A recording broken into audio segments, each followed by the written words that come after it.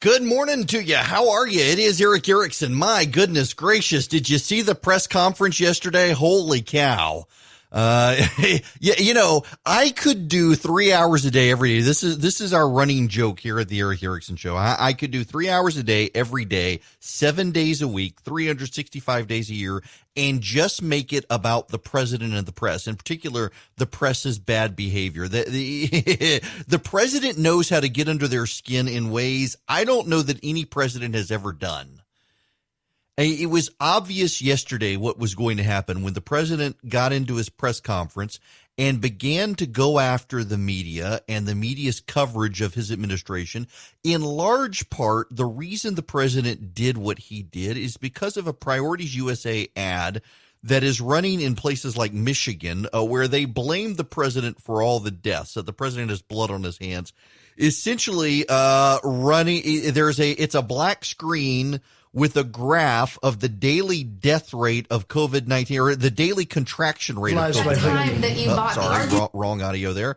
And it shows the number of people in the United States who have contracted COVID-19 going up, playing over the president's audio that there's nothing to worry about. The president has been in charge and the virus isn't going to spread. Well, the president had enough of yesterday. In addition to suing a TV station in Wisconsin that's running that ad from Priorities USA, the president decided to start his press conference yesterday with a video montage. I'm going to play it for you now if you missed it. People should be more concerned right now with the flu in this country. A lot of people are concerned about the coronavirus because they're hearing a lot of news about it right now. But the reality is, comparing it to the flu, for example, it's not even close to being at that stage. What if it is worse?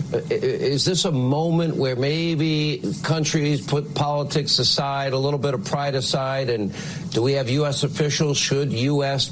professionals such as yourself get involved? How worried should Americans be about coronavirus? Coronavirus is not going to cause a major issue in the United States.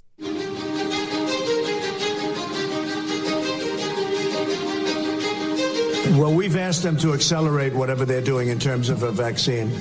We will be suspending all travel from Europe to the United States for the next 30 days. To unleash the full power of the federal government in this effort today, I am officially declaring a national emergency. Medicare patients can now visit any doctor by phone or video conference at no additional cost.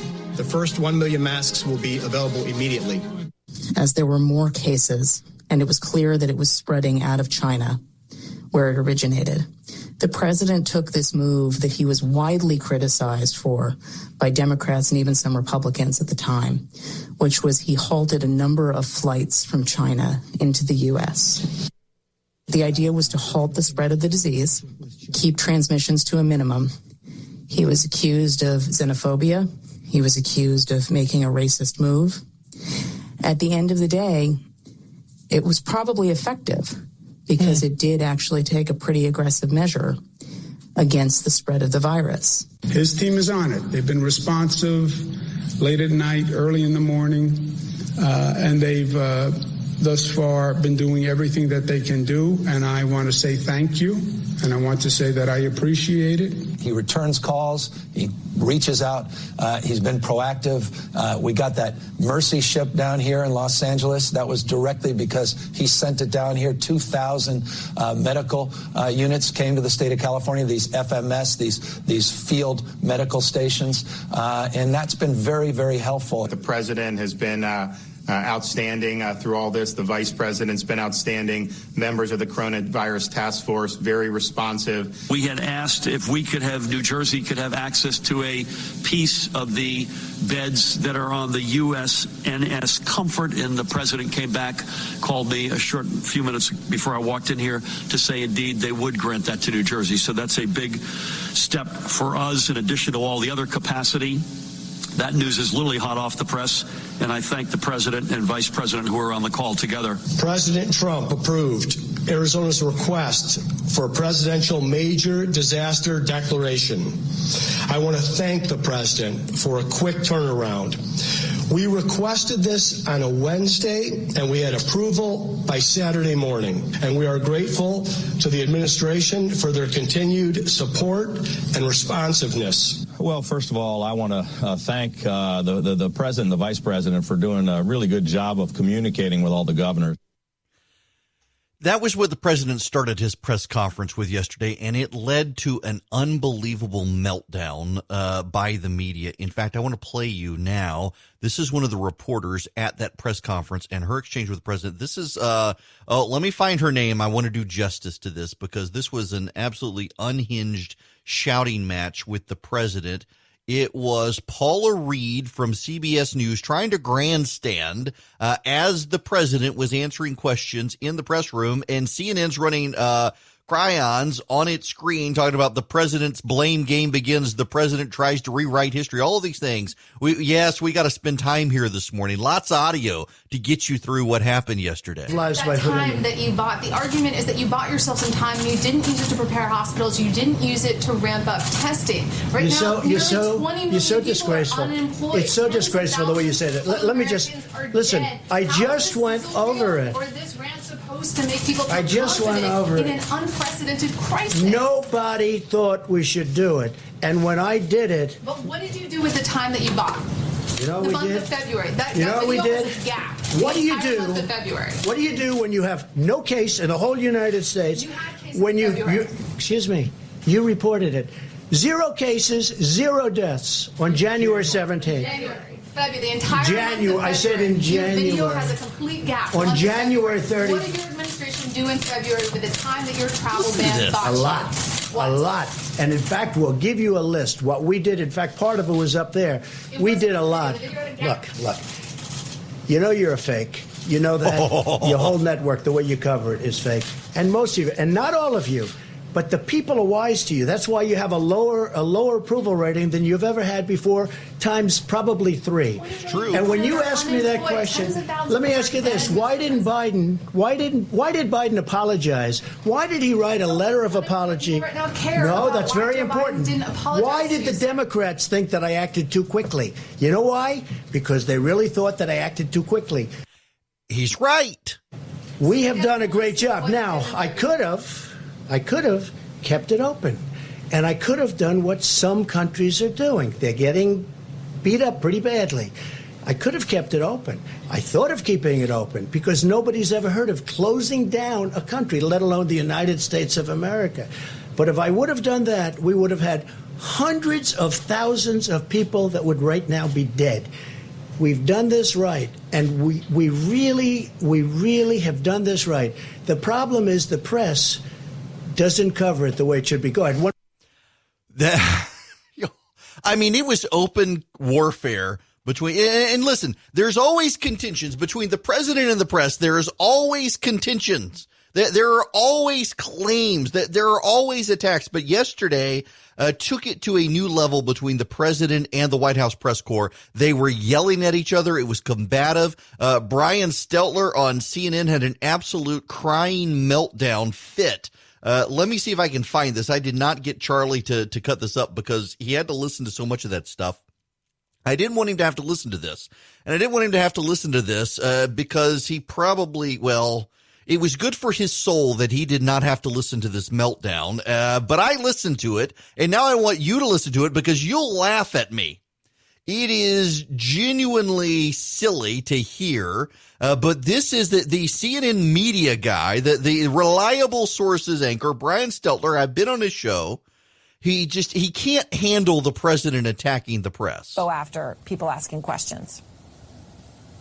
Yeah, he still seems to prefer these small fights with the press instead of focusing on the virus. And that anti-media propaganda video is an example. He started this briefing with that anti-media propaganda video, which is nothing short of disgraceful. But it also shows us where he's coming from. He's focused on the past. He wasn't talking as much about the present or the future. Okay, I got to stop there first because I'm ridiculing Brian Stelter, and I've always had a cordial relationship with the guy, but the president has broken him like so many in the press. He's a very nice guy who really hates that the president is calling out the press. And just listen to how he kind of twists this. Is all about the past? What's the argument been over? What has the argument been over for the last several weeks now is the president didn't do enough back when. The president did not do enough back in the day. The president didn't do enough.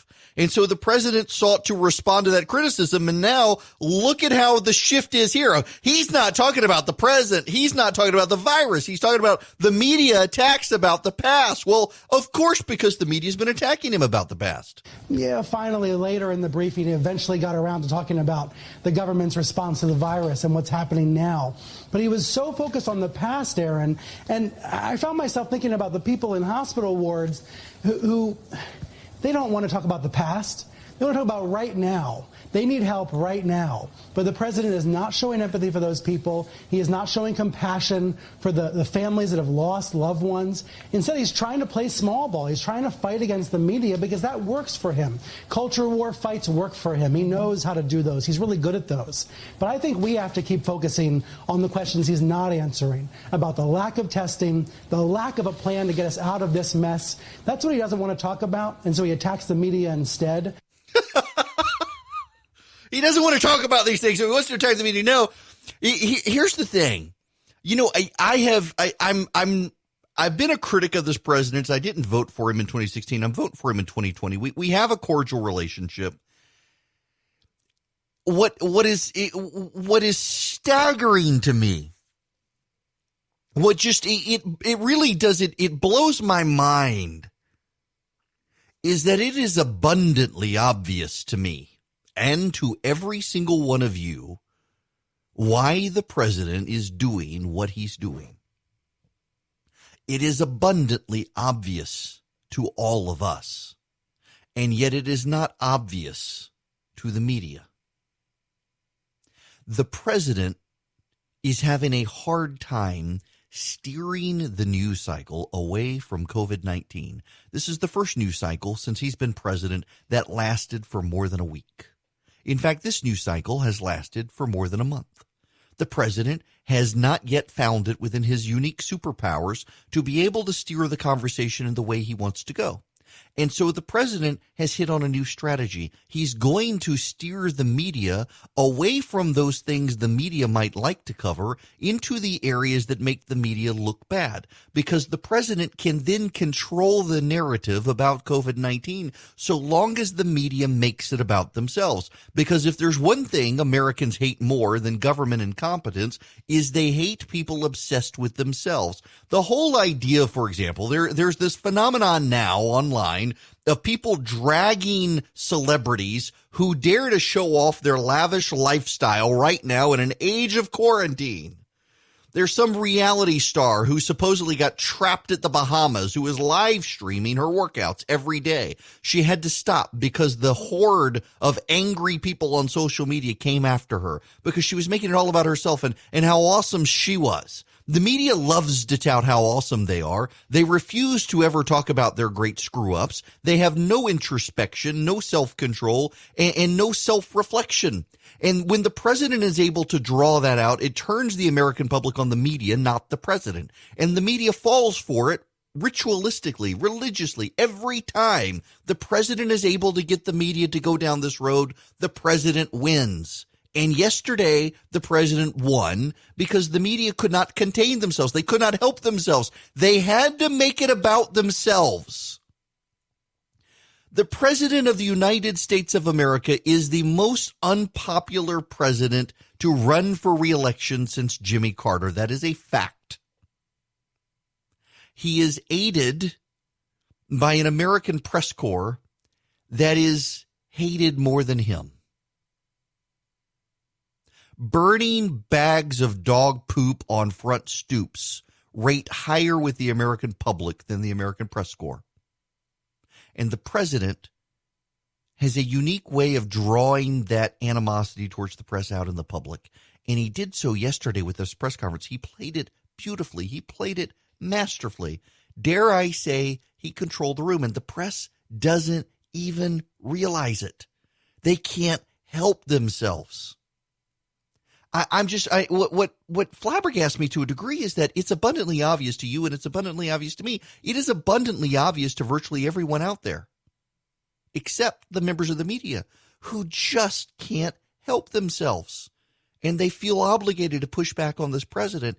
And when you have less popularity than a flaming bag of dog poop on a front stoop, there's no way that you can push back credibly and have people feel in any sense sympathetic towards your position. The phone number here, I suppose I should be giving out the phone number. I didn't do that to start the show. I'm sorry. If you'd like to call in, 877-97-ERIC, 877-973-7425 is the phone number. Happy to have you joining me today. We got to play some more from this press conference because, man, well, it was a weird one. It was a whacked out one. I was impressed. Here's the governor or the president talking to the governors. A quick question about something you just said. You said when someone is president of the United States, their authority is total. That is not true. Okay, you know what we're going to do? We're going to write up papers on this. It's not going to be necessary because the governors need us one way or the other because ultimately it comes with the federal government. That being said, we're getting along very well with the governors, and I feel very certain that there won't be a problem. Yeah, please, go ahead. Has any governor agreed that you have the authority to decide when their state... I haven't asked anybody. Because I don't, you know why? Because I don't have to. Go ahead, please. But who told you the president has the total authority? Enough. Please. Yeah. So the president said yesterday that he's got total authority, that he will be the one to reopen the country, which of course isn't true. And even the president's supporters were pushing back yesterday and said, no, actually, Mr. President, you can't. I can already predict for you the next montage from the president.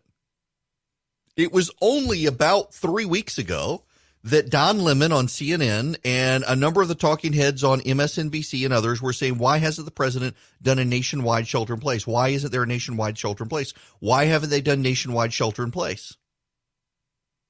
And the answer is the president of the United States does not have the power to order a nationwide shelter in place. He doesn't. And now the very same members of the press who insisted the president should order a nationwide shelter in place are now saying, you can't do that. You can't send the whole country back. You're not allowed to send the country back. You don't have that power, Mr. President. And by the way, it's fascinating to me. Where is it? Hang on a second. I got a message last night from a friend of mine who pointed out that in this sudden embrace of federalism by an American media that was perfectly happy to have Barack Obama do anything he wanted to do and say anything he wanted to say. The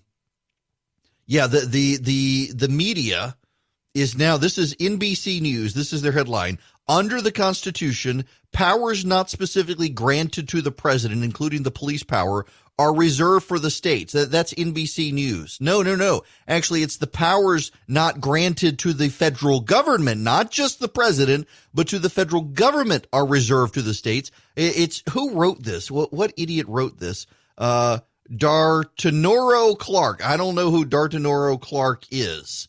D'Artenoro Clark, a political reporter for NBC News. This entire thing, the headline, Trump uses coronavirus briefing to air his grievances. It was Festivus.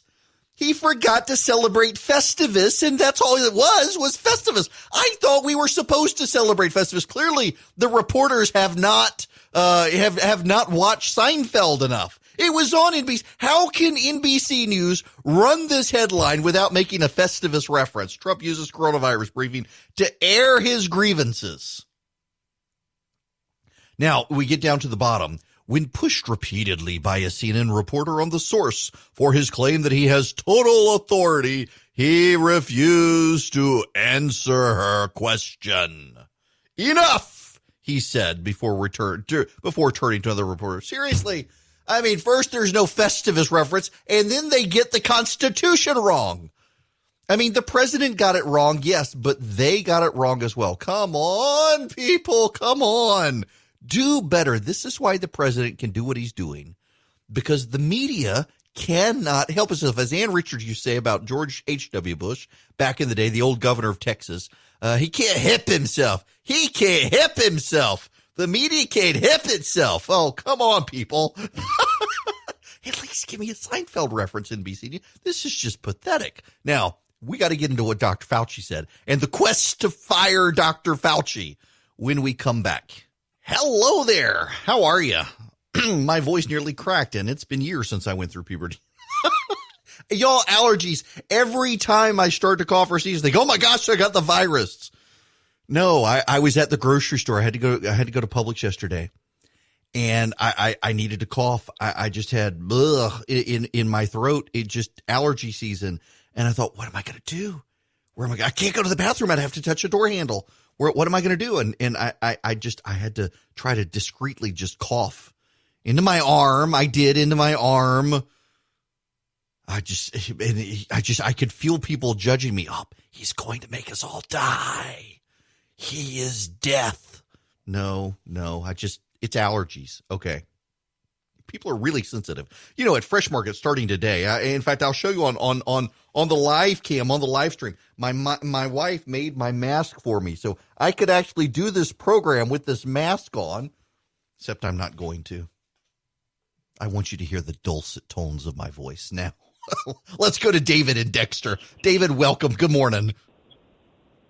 Hey, I appreciate it. Mega dittos.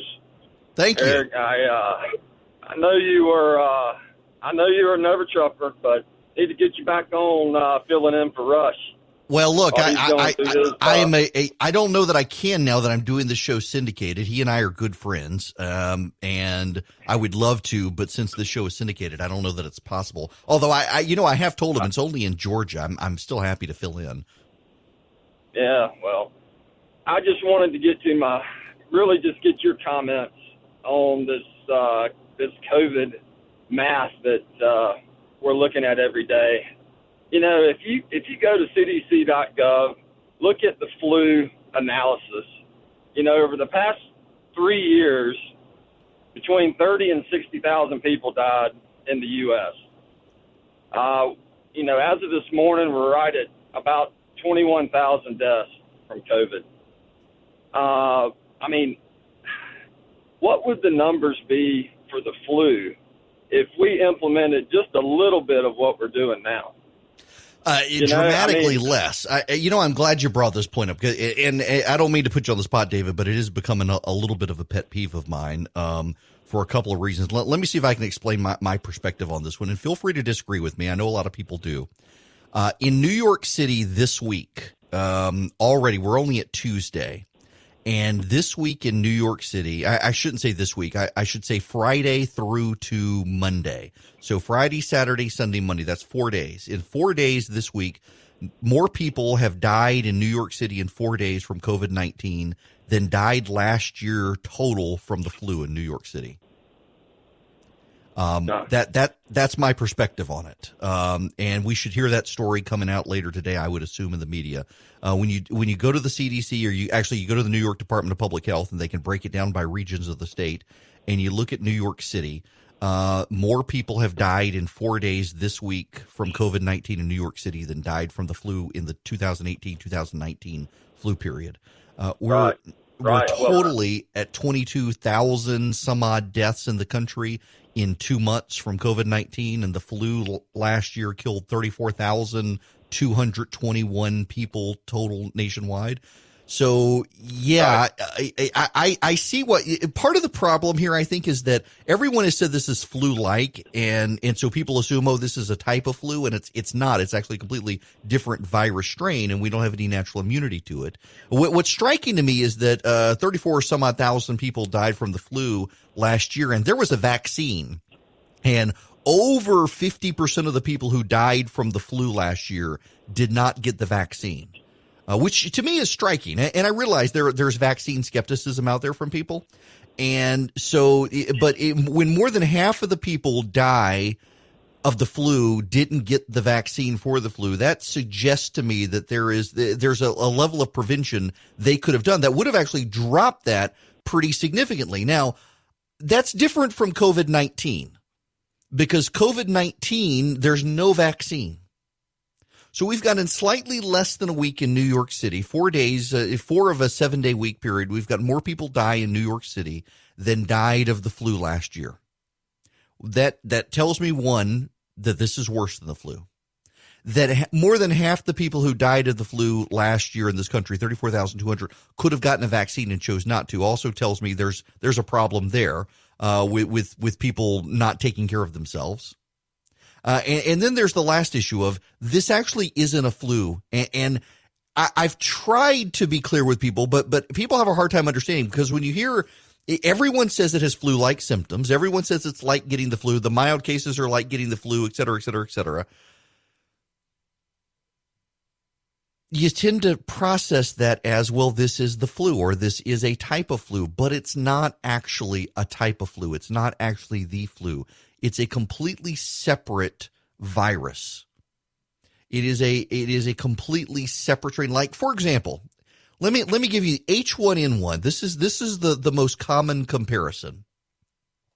H1N1 was a global pandemic in the early part of the Obama administration, and 60 some odd thousand people got it and died.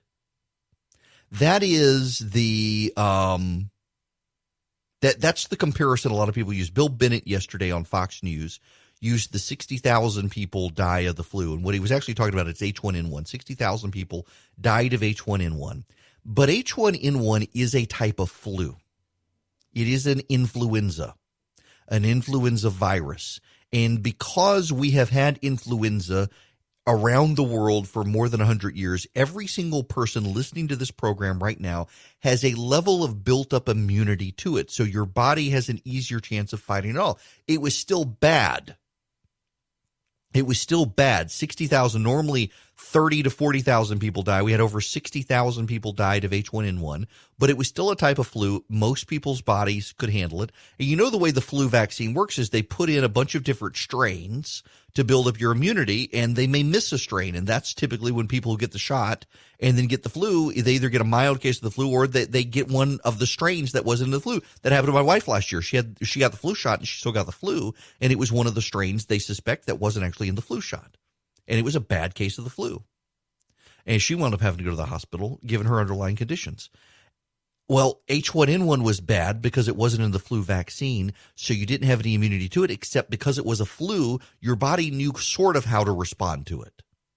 This is a completely separate, different virus. It is not an influenza virus. It is a different virus.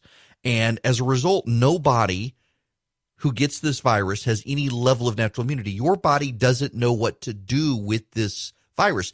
And in fact, that's one reason 20% of people get hospitalized and 3% of people die, is because your body doesn't know how to respond to this virus. So what your body essentially does is it mass produces white blood cells and throws them into your lungs.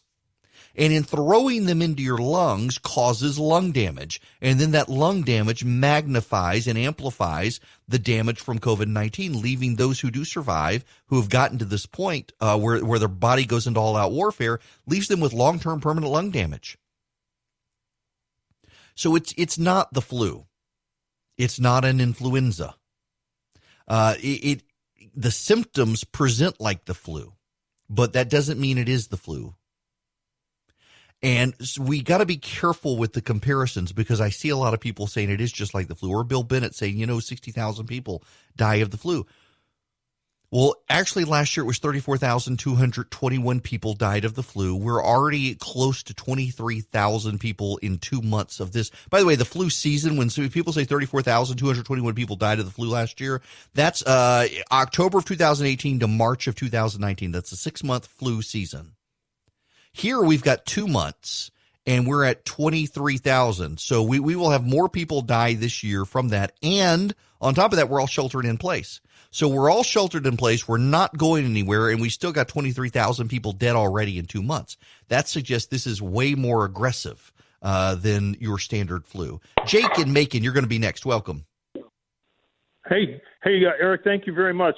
Just want to comment on your show on Friday. It was fabulous on Good Friday, and I thank you for that. But also, 2 quick points. And I've been reading up on a lot of stuff and research. I'm not a doctor. I'm not a scientist. But I go back and I look at SARS. Jake, I got to ask you, did you stay at a Holiday Inn Express, though? No. Sorry, had to ask. I know. But anyway, looking at the SARS and the MERS and the H1N1 and then now this virus. You go back and the research says, now I don't know how true it is, but the coronavirus has different offshoots of that, and everything traces back to some semblance of coronavirus back even in the early 2000s to the bats, to the bat guano, the big money maker, and people don't want to stop the bats. I mean, you got to eliminate the bats. The bats seem to be a major problem. Now, it's just my opinion. But No. That's not opinion. That's actually scientific fact, Jake, is a lot of these SARS, MERS, and several others are traced from bats, and oftentimes it's from bats that then jump into another animal. Like, for example, in this case, the pangolin, which they have them in Africa. They also have Asian. They're like scaly anteaters. They're the most hunted animal on the planet. There's been a lot of evidence. Now, the New York Times says maybe not in this case, but there actually has been a lot of evidence that pangolins found in China in the wild and in the wet markets have 99% of the trace characteristics of this coronavirus in them. Well, and it goes back many years, and I'm concerned because it's been there. In other words, the coronavirus is there for several years, and why aren't we doing something? I know it sounds crazy, but you eliminate the bats. Put them out of extinction or something. But it goes back to that bat guano, and if you really look at it, it's probably the guano, which is a very lucrative business. The guano, the bat poop, is very profitable for people. So that's the one point. There are entire TV networks fueled with bat poop. News networks. Yes. I mean, look at MSNBC. I mean, they shovel that stuff all day long. I'm going to get us both in trouble. But anyway, that's why I call them the guano news, But anyway, yeah, absolutely. Listen, you're right on this. Although the problem is, and thanks very much for the phone call. If we eliminate a bat, there is a cascading effect along the way. And I would be okay if we eliminated all crocodiles and snakes. I would. I don't know why God made a crocodile. In fact, I was listening. I had a fantastic seminary professor, Derek Thomas. He's the senior pastor at First Presbyterian Church in Columbia, South Carolina. And he was talking in a sermon I heard him say recently. It was about Job. Leviathan in the Bible, more likely than not, was a crocodile for a variety of reasons. That there's a lot of credible speculation on that. And he says, the answer to why God created a crocodile is we have no idea. So that's the answer. There's all sorts of speculation. We have no idea. I have no idea why God created the bat, let alone the bat as a carrier of disease, other than to affect his will and cause global pandemic, I guess, which will ultimately be used to glorify him, I suppose. But yeah, it's just the whole thing. Yes, bats are spreaders of this disease, and people eating bats. There's a great meme circulating on the internet of Ozzy Osbourne was probably patient zero for COVID-19. There may be some truth in that. I don't know. But when we eliminate the bats, there may be cascading effects in the food chain. They're speaking of these coronaviruses. Jake, if you're still listening, there's it's the wasting disease that deer have. I'm not a Joe Rogan listener, but I did listen because so many people asked me to. Joe Rogan recently interviewed an epidemiologist at the University of Minnesota who knows Dr. Fauci, is highly regarded worldwide, and he's actually one of the first people to speculate this probably jumped from a pangolin, this COVID-19 virus. And he explains why and what they found in pangolins around the world. But the thing that he has noted is that this wasting disease that deer have, that it is almost at this point to the point of jumping to people. That is the thing that keeps him up at night is not COVID-19. It is this wasting disease that deer get. What is Charlie or somebody's going to have to send me a note on what it is. Now I'm not a deer hunter. My son very much wants to go hunt. And I need to at some point. I need to take him hunting. I've never been, honestly. I grew up in Dubai. We were in the desert. We didn't go hunting. And I don't know that I'm patient enough to sit in a deer stand, but I suppose I should try. In any event, a lot of deer have this wasting disease, and they're more and more cautious. There's no immediate testing for it. It takes a while to get tested, and so the hunters process the deer. The deer get turned into sausage and meat. The meat gets eaten, and people are ingesting this virus into them through that, and thus far it has not transmitted to people. And this guy, this epidemiologist, says it is the number one thing that keeps him up at night, is that the more they study this virus, and essentially he's elderly now. He's, I guess, in his 60s or 70s now. He's retiring, and the thing he is most focused on is this virus, because this virus is beginning to show the characteristics that a coronavirus typically begins to develop before it jumps into humans. And maybe it can be animal to human spread and not people to people spread, but it would eventually mutate to that as well. And he said that's what deeply troubles him. We do not appreciate enough the willingness of people to consume animals that are diseased, and we don't realize they're diseased, and those diseases then take up within human hosts and begin to figure out ways to jump from person to person as opposed to animal, and that is something we're going to have to take more seriously moving forward. Kind of creeps you out, actually. It is Eric Erickson here. The phone number is 877-97-ERIC, 877-973-7425. Back to the phones. Russ, welcome. Hey, Eric. I haven't listened to every show, other talk shows as well, but I haven't heard one single person mention what a tough decision President Trump has, whether to put the country back to work or keep us safer. Nobody really knows, what's going to happen, but regardless of whether you support him or not, what a decision that must be. I think it's a lose-lose situation, really.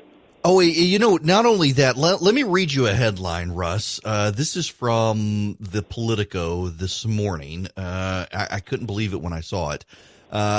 This is about Texas. Economic meltdown gives Democrats new hope in Texas. So you badger the president and Republican governors to shut down the nation. The nation goes into economic freefall. And then the Democrats say, look at how they destroy the economy. You can't keep voting for Republicans. They destroyed the economy. It's amazing that that's the angle that the media and the Democrats both are taking. The media in particular badgering the president, badgering Republican governors to shut down the nation, to contain the virus. They do it, and then suddenly say, "Oh, look! You've ruined everything. You've wrecked the economy. We can't elect you again." Wow. I got to say this.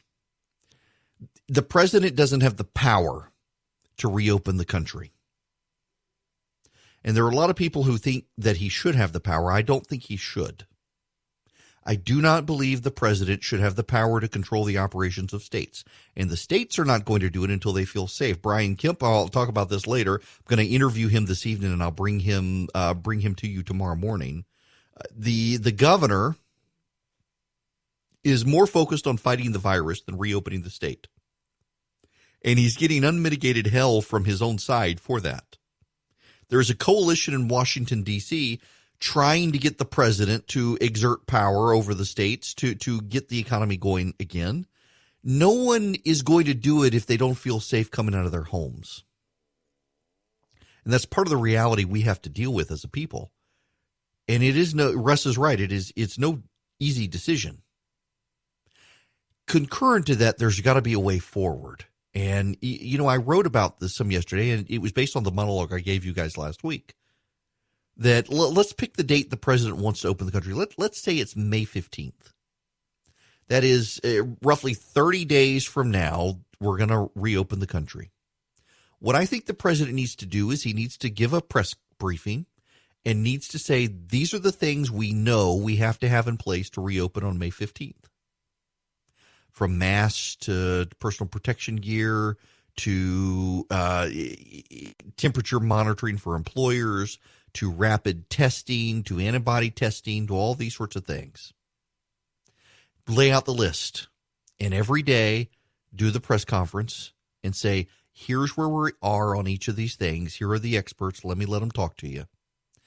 Oh, we've missed this goal. We're set back now. We got to do May 16th, not May 15th. We've gotten ahead here. It looks like we may be able to do May 10th instead of May 15th. And do that every day. And at the end of the week, say, okay, we're having trouble hitting these goals. And because we're having trouble hitting these goals, we need to reassess, is it actually necessary? And if it is necessary, how's that going to impact a return to normalcy? And keep everyone informed in that regard. We've been through the shutdown. We are now shut down. So now let's plan on reopening, and tell us what all needs to go into reopening the country. What needs to go into reopening it? What's going to be at stake? What's at play? What are the deadlines? What are the goals? What's all on the table? Who's involved? And let the people know. Give people hope that life's going to go back to normal. This continuing to say, well, life is never really going to go back to normal thing, I don't know that it's really helpful. I don't know that it is. And it's time now to bring people up to speed. By the way, Charlie and listener Frank is emailing as well. It's chronic wasting disease, the wasting disease I was talking about, chronic wasting disease. And yes, epidemiologists say that is going to be the next major disease to jump from animals to people, and that a lot of people do not realize just how contagious it is, how long it lasts in the environment, and also how close it is to jumping from deer into people. That's kind of scary to me to think about. Hello, it is Eric Erickson here. How are y'all today? I'm sorry, I'm still laughing over the last hour and just the unhinged response of the media, the president causing people just to flat out melt down in his press conference yesterday. I haven't even gotten to all the stuff about the press conference I wanted to, and we're already in the second hour of the show. We will get there. The phone number, if you would like to be a part of the program, is 877-97-ERIC. That's 877-973-7425. I'm going to start out of the gate this hour. I never do this. I like to just start with my monologue. But occasionally I get a call that looks like it has the potential to help me start the monologue. And so I'm going to go to Sherry in Johns Creek. Sherry, how are you? Hi, Eric. Love your show. Thank you. It's my favorite. Thanks. My question is about the Georgia farmers. Obviously, they've been going through a lot last couple of years, and I know the governor mentioned buying local, but do you know of any other way to support them? I would be happy to donate to a fund or anything that's set up for them. You know, so this gets to where I wanted to head this hour, in that I don't know actually. And my understanding is that the federal aid that was long promised them has finally gone. One of the upsides of the farmers there's a lot of downside, but one is that Sonny Perdue, now being the ag secretary for the administration, knows South Georgia very well and is trying his best to get help down there. I am trying to find, my wife and I would love to be parts of, the farm co-ops where you get the vegetable baskets every month and you get to figure out how to cook with it. We did that for a while and we found out a lot of stuff was going to waste, but now we're stuck at home, so we got time to cook. So I want to do that. I hate to say I don't know the answer, but I don't. What I do know, though, and this gets to a point I wanted to get to, Sherry, is there are, I am told, in fact, I got briefed on it yesterday, a number of initiatives coming from Gary Black's agriculture commission, where they're going to try to do their best to not just promote local farms, but also local farm to market and local restaurants. And so I suspect that's going to be happening very soon. And as soon as they send me the final stuff, I'll make sure to let everybody know it. Thank you for raising the question, though, because it's what's happening in South Georgia isn't getting a lot of attention. There has been now. South Georgia is, if you're outside the metro Atlanta area, you tend to forget the rest of Georgia exists. And that's one reason I like being in middle Georgia. Is my wife's family is from the Vienna Montezuma area. Her parents live in Carrollton. I'm in Macon. My office is in Atlanta, and our flagship station for this show is in Athens. We've got a lot of stations in North Georgia carrying this show. And so I feel kind of plugged in here in Macon in a way I not necessarily would be if I were in Atlanta. In Atlanta, you're not, but you feel like you are some level at the center of the universe because everything is going on, and you're an hour from the mountains, you're a few hours from the coast, you're an hour from rural areas, and You go down to South Georgia, and I mean, you could go to Tallahassee. If you live down in Thomasville or Bainbridge, you could technically go to Tallahassee, but nobody wants to go to Tallahassee. You just kind of have to go to Tallahassee unless you're an FSU kid. No one ever wants to stick their nose in an armpit. No one ever wants to go to Tallahassee. It's basically the same thing. And you could if you need to go to the big city, but otherwise you'd want to go to Albany or even drive somewhere other than Tallahassee. Nonetheless, South Georgia has not only been hit by hurricanes, but now they've got the virus down there, and the Bainbridge area is starting to feel the fallout. Those parts of South Georgia where they to some degree thought it wasn't going to happen to them, suddenly they're starting to see the virus crop up in spiking rates in places.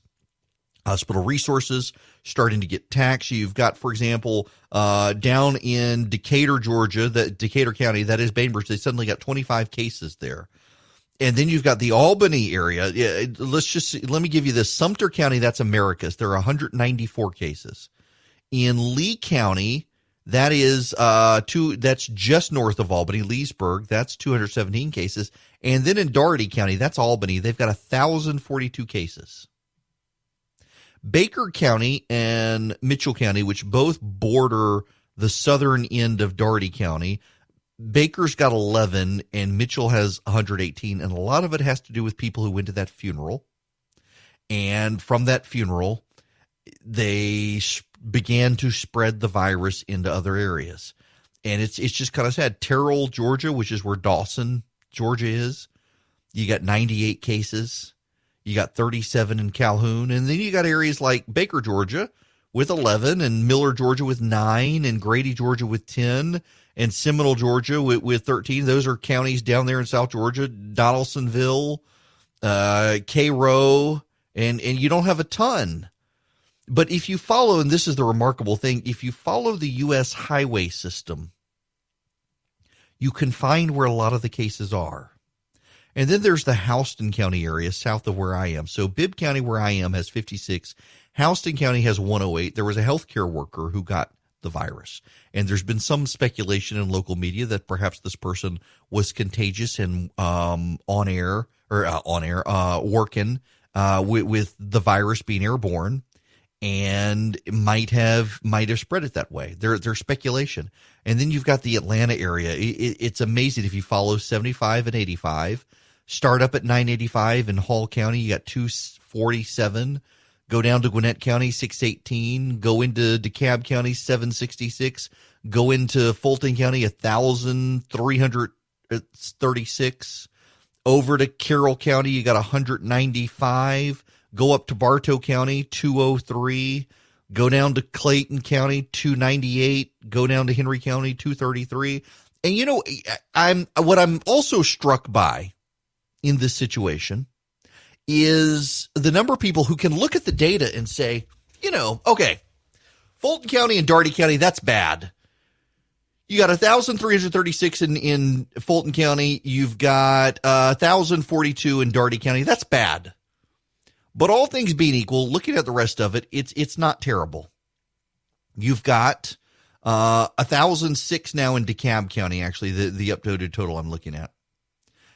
816 in Cobb, 766 Gwinnett, and then it drops. So let me give you the benchmark parameter here. You've got 1,635 in Fulton County. That is Hartsfield-Jackson, Two Dead Mayors International Airport, all of the flights that came in from Europe and Asia, and of course you got 1,635 cases. Fulton County is the most international. It carried, now certainly the airport is technically in Clayton County, but actually most people commute north. They go into Fulton County. Cobb County, Gwinnett County, the urban areas, the urban corridor, Fulton County, it makes sense. There's 1,635 cases. Dougherty County, 1,245 cases. 1,245 cases spread starting in church services and a funeral down there, and it exploded.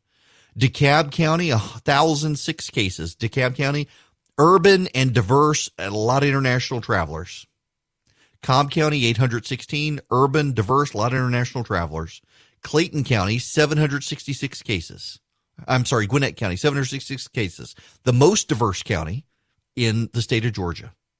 1,635 Fulton, 1,245 Doherty, 1,006 DeKalb, 816 Cobb, 766 Gwinnett. And then from 766 in Gwinnett to 396 in Clayton. And then down from there to 319 in Hall. And then down to 289 in Henry, 255 in Lee, 251 in Sumter, 229 Carroll, 223 Bartow, 204 Cherokee. And then 177 Douglas, 167 Muskogee, 156 Richmond, 154 Chatham, 150 Mitchell, 143 Forsyth, 129 Houston, 128 Early, 122 Randolph, 122 Upson, 121 Coweta, 118 Floyd, 118 Terrell, 106 Fayette, 101 Rockdale, 100 Paulding. And then into double digits. And then below. And so you can look at all of that. You can say, okay, we got 13,621 cases, 2,702 hospitalizations, 480 deaths. That's not terrible. And that's true. That's not terrible. But consider this. We have 13,621 cases. On this date, last month, we had one. 13,621 cases. On this day, last month, we had that guy who came back from Milan and was home, and they presumed he would be spreading it to his family, and he did. That's a pretty big explosion of the virus. And the explosion down in Doherty County, 1,245, and the bulk of the deaths, 78 deaths in Doherty County. More deaths in Doherty County than any other county.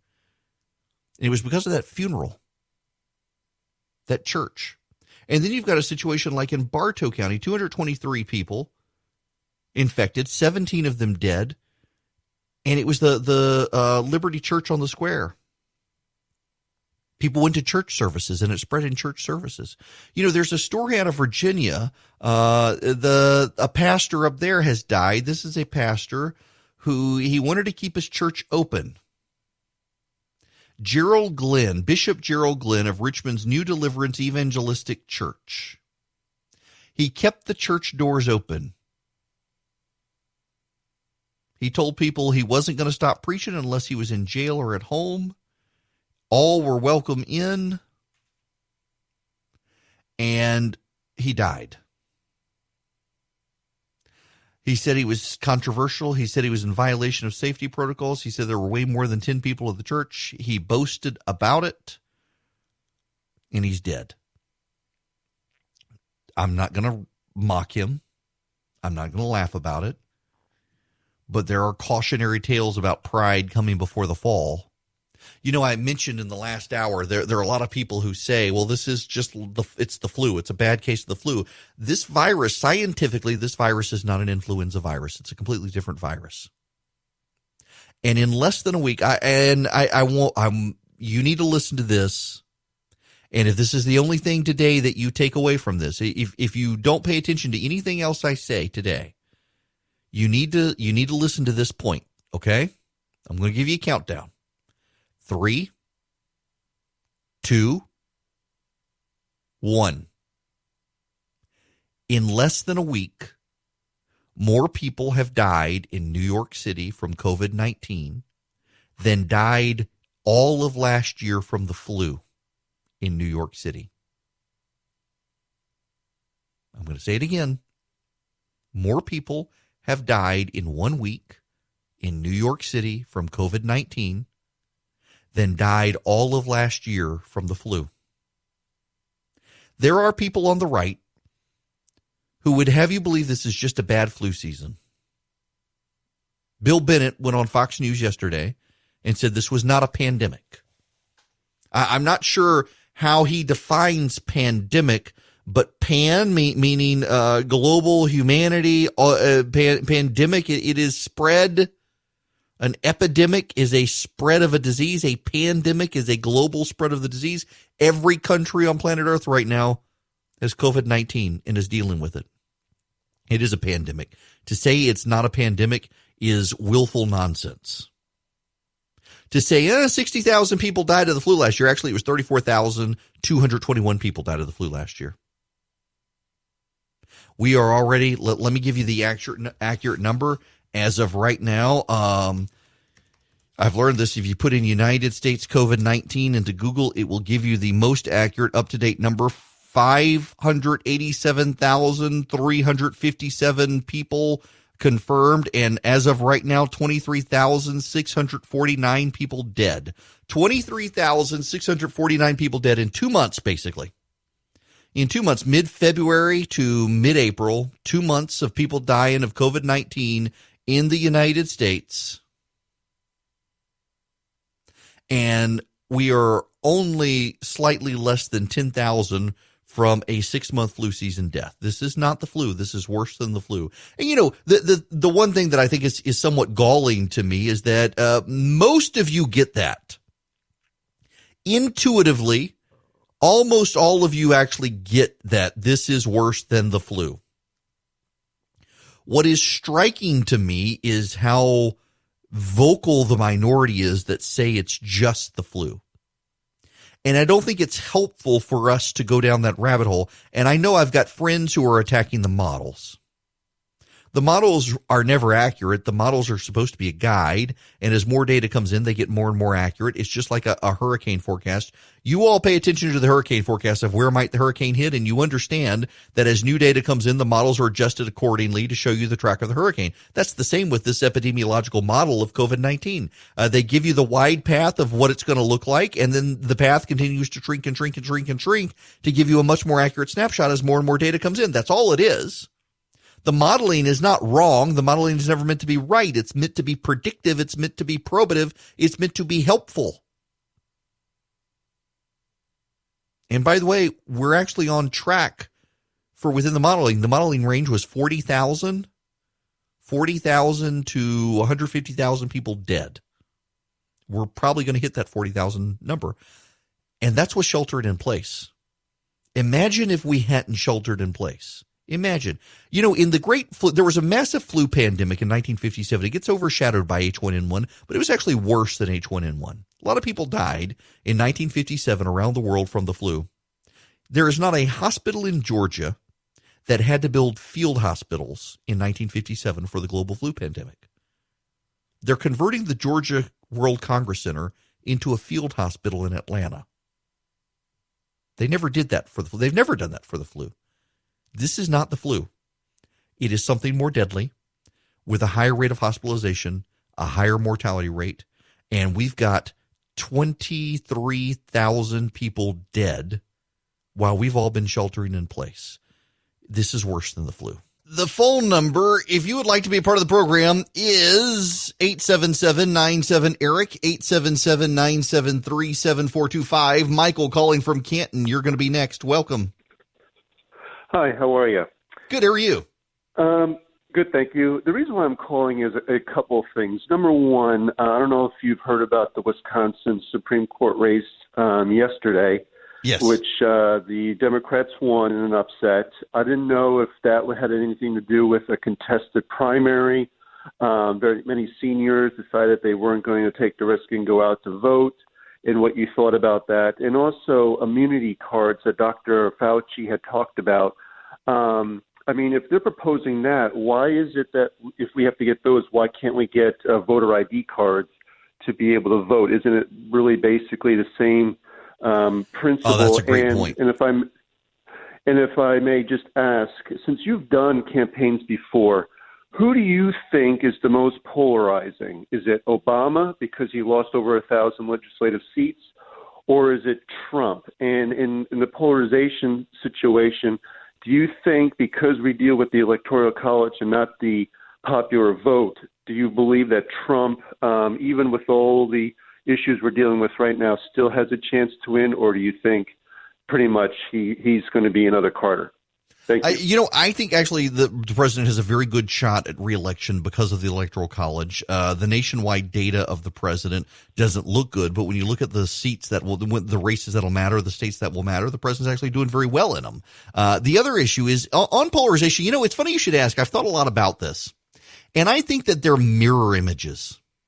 I think Donald Trump and Barack Obama are equally polarizing, equally damaging to their own parties. And I know the incumbent, you don't like to hear that about the president, but just like Obama, he has been very good for the other side in terms of fundraising and in terms of picking up state legislative seats and in terms of picking up federal seats. So we'll see this year just how many more seats might shift to the Democrats. But yeah, the president has been a very polarizing figure, just like Barack Obama. In terms of who's more polarizing, well, the Democrats will say Donald Trump is more. The Republicans will say Barack Obama is more. The fact is, I think they're about equal.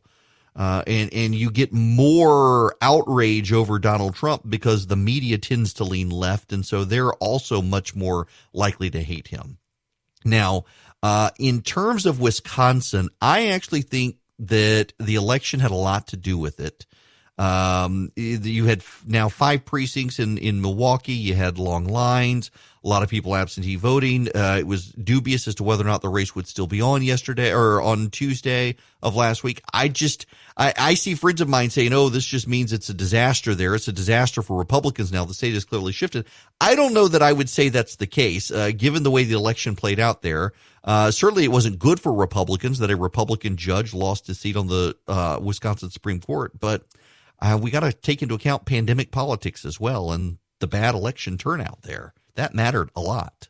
I would never yawn on air, but I almost had to delay coming back on air to make it happen. Man, can we just commiserate together for just a moment? So I did 9 hours of radio on Friday.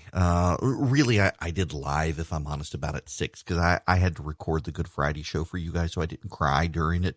And then was on radio until 10 o'clock Friday night.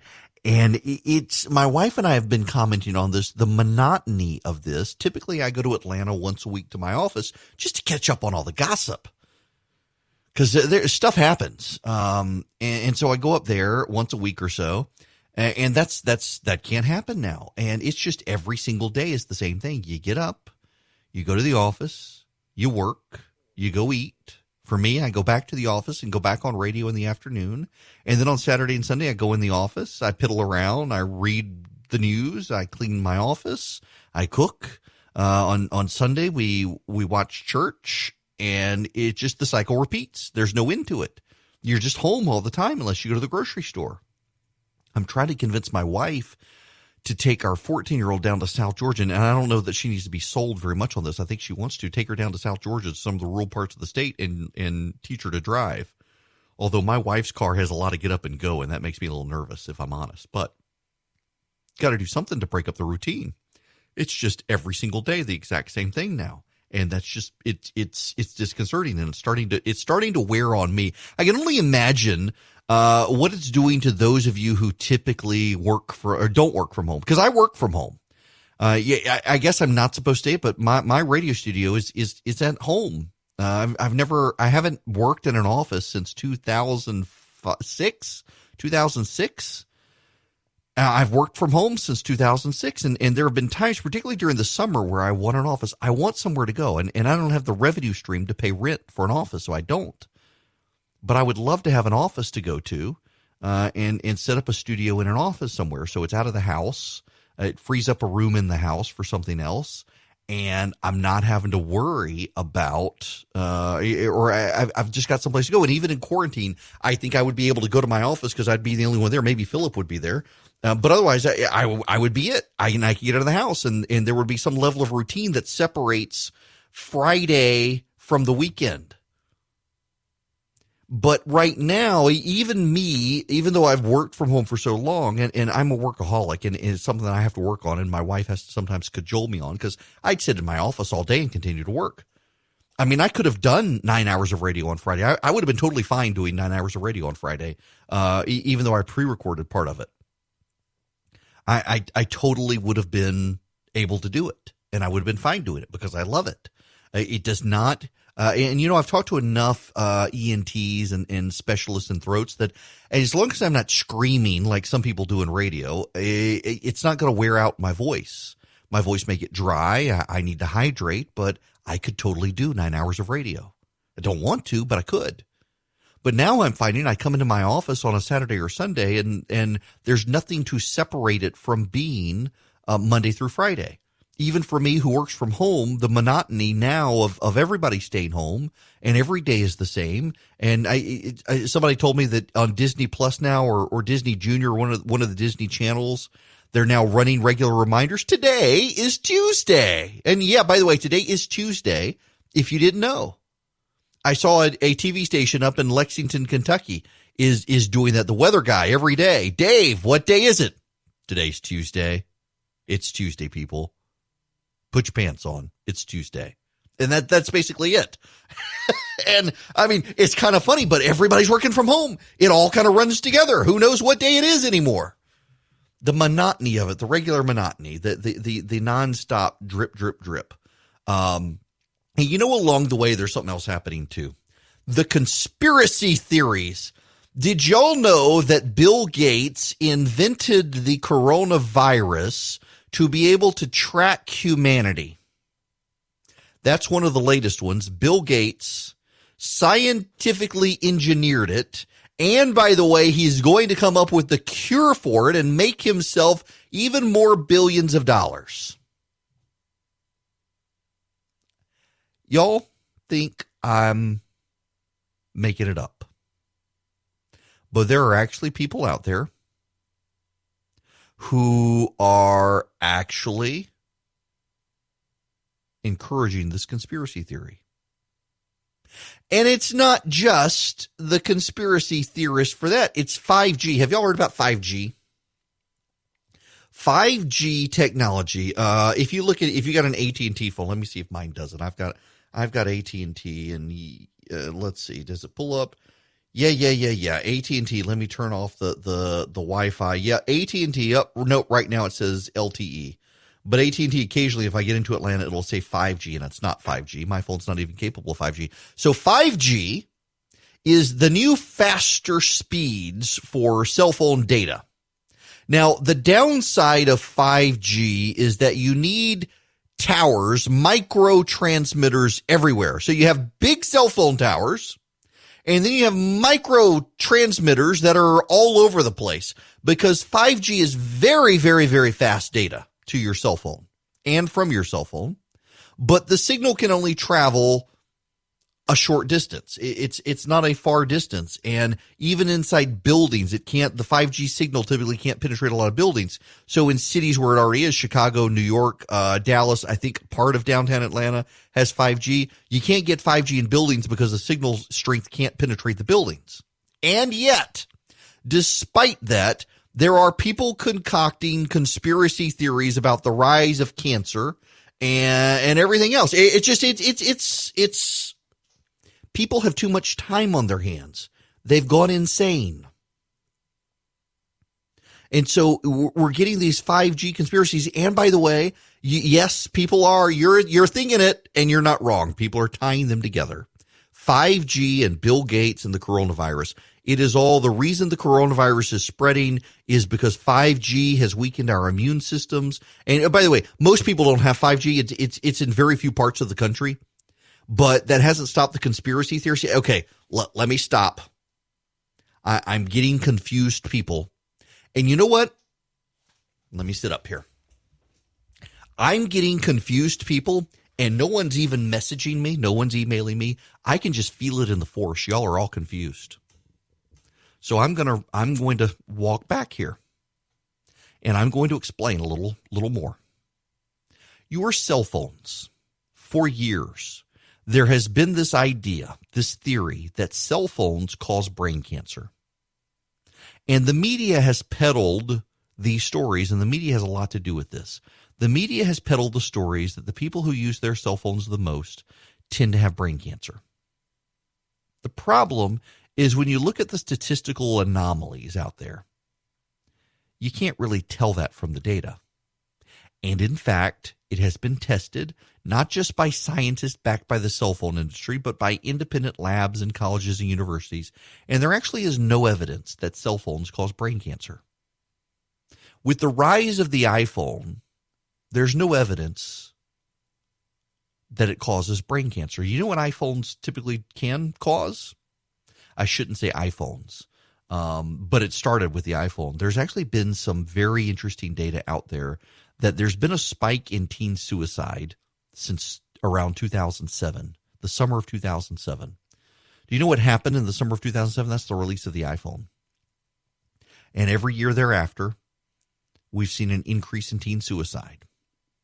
And the reason sociologists connect the two is because it used to be if your friends went to a party and didn't tell you about it, you would never know. And now they're all over social media showing that they went to the party that you didn't know about and you weren't invited to, and it's led to teen depression. And in leading to teen depression, it's led to an uptick in teen suicide. Kids define themselves based on their social media influence and power and clout and credibility and sphere of influence within social media. And when that collapses, you see an increase in teen suicide. What you can't find a correlation to is the rise in brain cancer. It's statistical noise. And yet people are convinced of it. And the reason they're convinced of it has a lot to do with things they don't understand. I have an iPhone. I love iPhones. There is no string with this iPhone. It's not like a landline phone plugged in anywhere. It's wireless signals and antennas wrapped around the phone, and the antenna picks up the wireless signal. Much like your radio picks up the radio frequency from your local radio station, there's no wire between you and the radio station. I'm not on one end of a tin can, and all of you with tin cans listening to me yell into the tin can, no,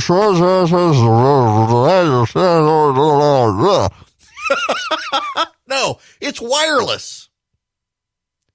Well, they can do more and more things with wireless than they could when they invented AM radio and then FM radio. And now they've got a spectrum of frequencies. And people understand that, for example, you could have a kidney stone and you can go to the doctor's office and they can put you in a pool of water in some cases, or otherwise use special probes that send high frequency sounds and they break up the kidney stones so you can get rid of them. And now you can send data, and there's no string attached. There's no fiber optic cable. There's no Ethernet cable. And so increasingly, the world gets more complicated. And also, along the way, we get more information about cancer. It's not, for example, and I had this conversation actually with a volcanologist a while back, because I was commenting, one of the signs of the end times, the birth pangs of what's coming. And now it seems like there are more volcanoes exploding today than ever before. There are more earthquakes today than ever before. We hear about earthquakes all the time. We've never heard about earthquakes. Earthquakes in North Georgia, earthquakes in Oklahoma, earthquakes in North Carolina, earthquakes everywhere, earthquakes where there've never been earthquakes. Suddenly there are earthquakes. And so I'm talking with this guy. He's a volcanologist, seismologist.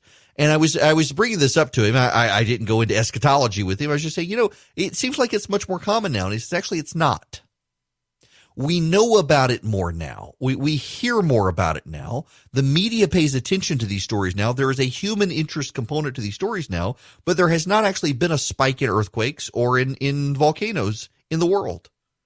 It's just we hear about it now from the media more.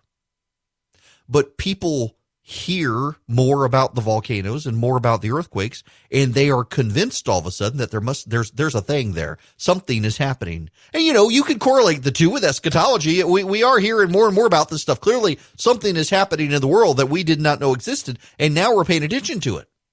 If you want to go down the eschatology theological road, go for it. But it's people they hear it, they haven't heard it before, and they connect something new must be happening. And according to this guy I was talking to, who's an expert in the field, said, no, actually, this has actually been very, very common. There is not statistically meaningfully an uptick in things. Is it happening in places that aren't used to happening? Yes, there are explanations for that. A lot of it possibly has to do with fracking. We're not sure. In Oklahoma, there seems to be some issue with it. Globally, we're not sure, but it's not like this is a new phenomenon. But now we've got 5G. We had 3G, and then we had 4G, and now we have 5G. And concurrent to that, there's more and more medical talk in the media because people are fascinated by medicine. So the media talks about it more, covering cancers and autoimmune disorders and now COVID-19. And so people are connecting. The media is covering something that people are interested in and giving it more coverage. And that coverage comes at the same time the media is talking about new technology like 5G. And there are people who connect the two, put it together, and say, aha, there's a connection. 5G is causing cancer and COVID-19. And Bill Gates is behind it all.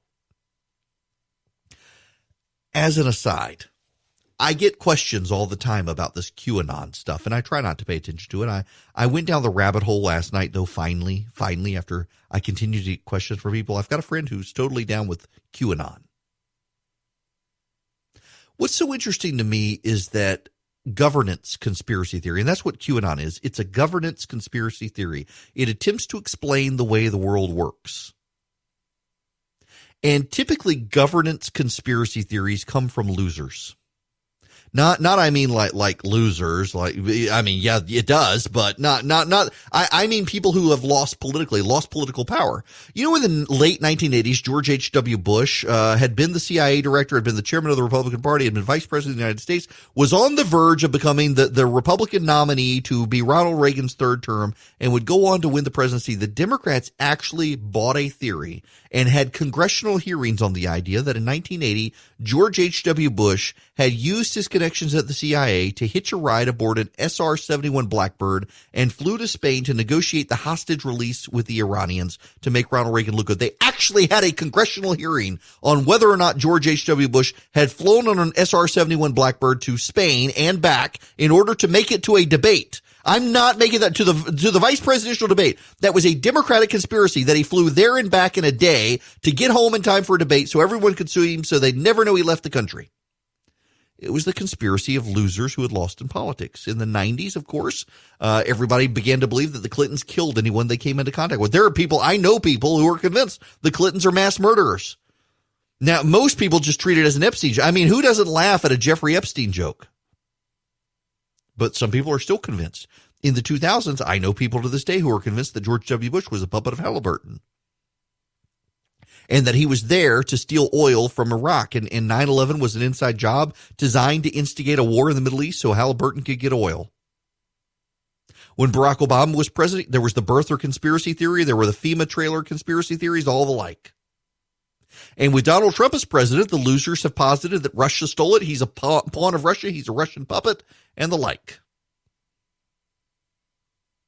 But what makes QAnon so interesting is that the winners, the right-wing coalition that got Donald Trump elected, they're the ones coming up with the conspiracy theory, and they're doing it from the vantage point of losers, that Donald Trump doesn't really have power. There's a deep state conspiracy to take him out. People are trying to explain the way the world works through a deep state conspiracy, and it is typically the losers in politics who come up with these conspiracy theories, which suggests Donald Trump supporters have never fully appreciated that they actually won.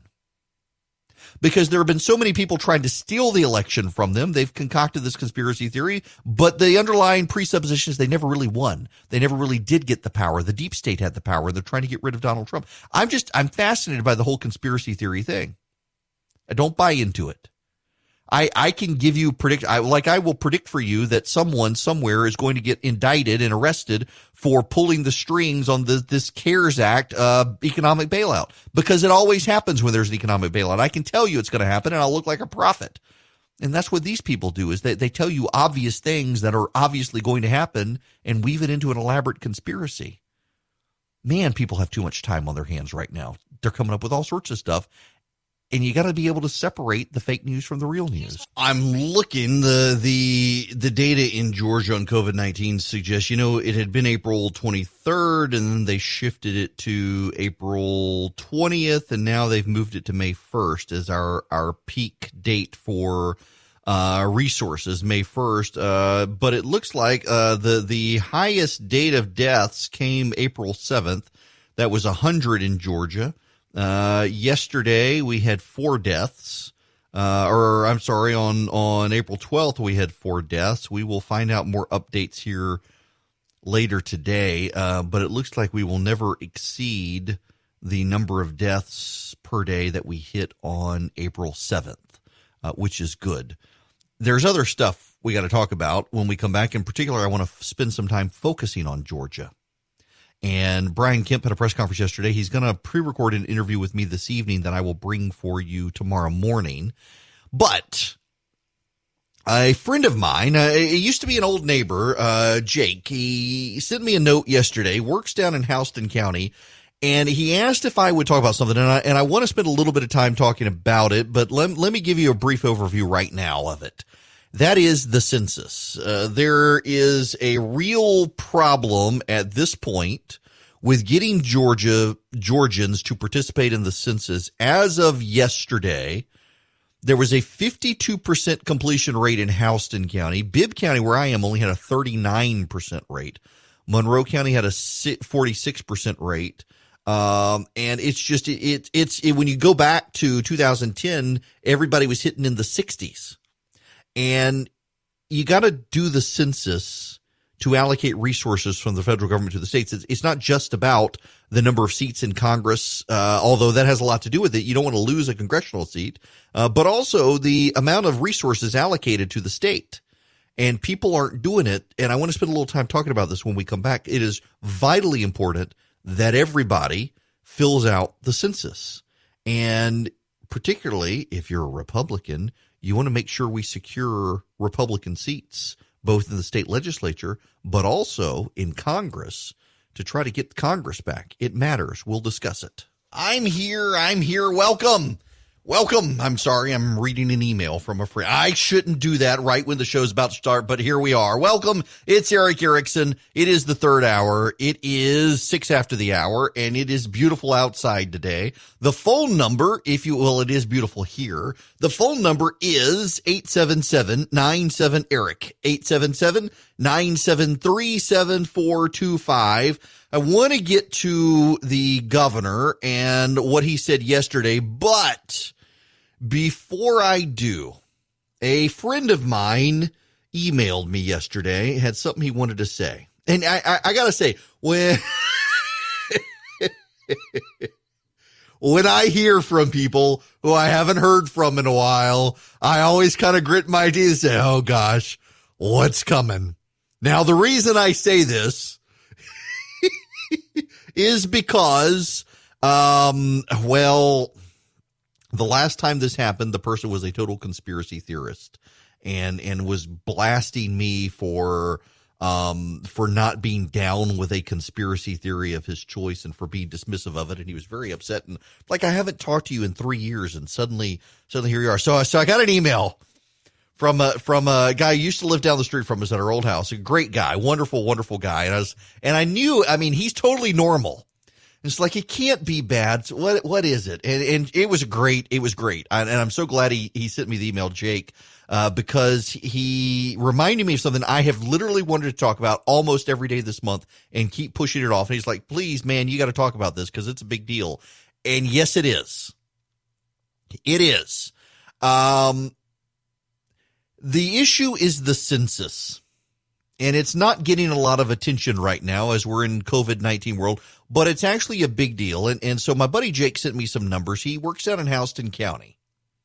And he says, as of yesterday, Houston County had a census completion rate of 52.2%. Compare that with Bibb is 39%. Peach County is 43.9%. Monroe County, 46.2%.